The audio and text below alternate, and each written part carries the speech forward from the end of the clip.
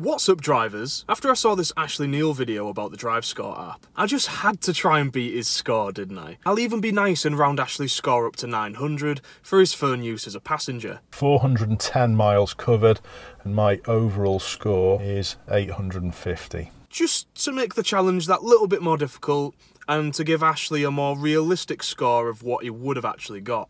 And hopefully, I'll even save some pennies on my own insurance. How do you think I did?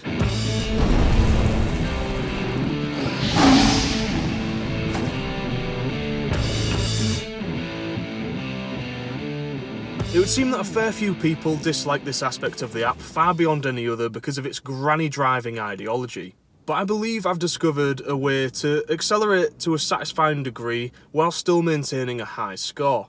And I'm pretty certain it's to do with sudden jolts. If your acceleration starts with a sudden aggressive jolt forward, like the sudden acceleration of a Tesla for example, no matter how slow it pegs your acceleration as being, you best believe it's going to mark you down for it.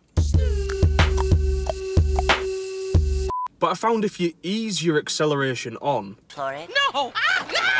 Freeze, mister! Big toe! and then give it some power, it's perfectly fine with that. This clip is one that it didn't detect.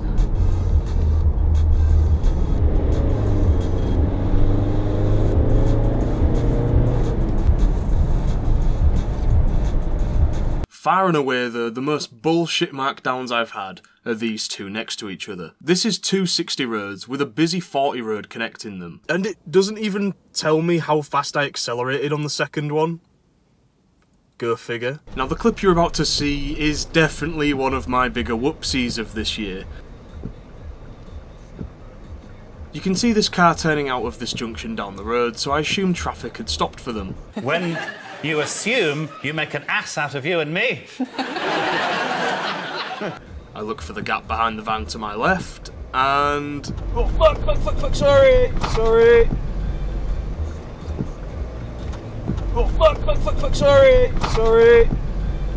Yeah, not great that, was it? Usually, I'd look in the windows opposite me, creep and lean more, but this time I just put far too much blind faith in seeing this.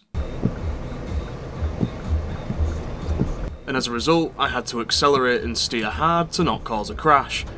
Oh, fuck, sorry! But as far as DriveScore were concerned, that was a flawless bit of driving. Keep it up, pal.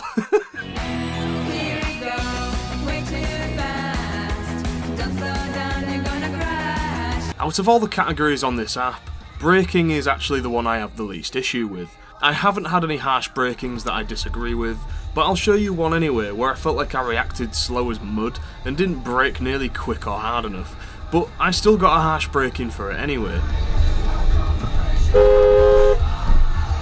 No! Possibly it detected the jolt as I fully stopped, but yeah, I couldn't tell how fast she'd left the junction until she was slamming on herself. I assumed until this point here that she would be crawling out. Not like I can talk. Oh, kill me. Oh, fuck! Deja vu! I just been in this space before. Despite not once ever having a harsh cornering event against any of my drives, I found that when I received my initial score, cornering was one of my lowest. I decided to ask DriveScore about this directly, and they confirmed that the app does in fact score you down internally, invisibly, for minor cornering mistakes. I thought the whole point of this app was to learn exactly when, where and why you were making mistakes to improve your driving.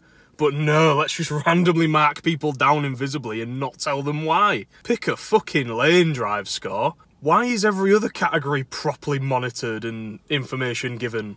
Sort of. And just look at these drives given to the members of my Discord server.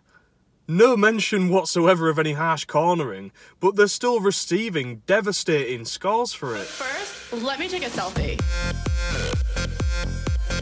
As you'll see from my scores at the end, phone distraction was the only category that I managed to keep at 1,000 points, and I don't agree with that at all. Usually what I'll do, I'll park in town, use my phone for a bit, sometimes just a few minutes, and then I'll set off again.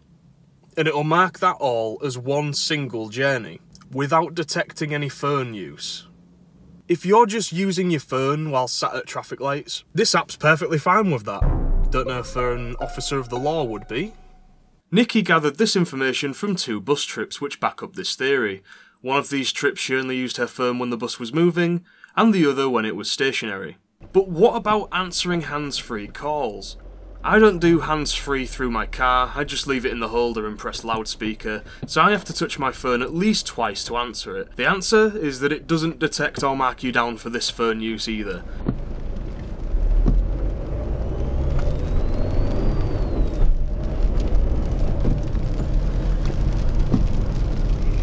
Traffic's a nightmare, won't be long, I'm 2 minutes away. Yeah, I've literally just pulled a U-turn on George Street because it's that bad. Nothing's moving. Right, I might get through this set of lights. Nope. Right, so I'll be another 2 or 3 minutes from here. See you soon, sorry about the wet, love you. But if your phone loses connection like it did for Apollo, it'll think you flipped your car into someone's living room while taking a 19-second phone call.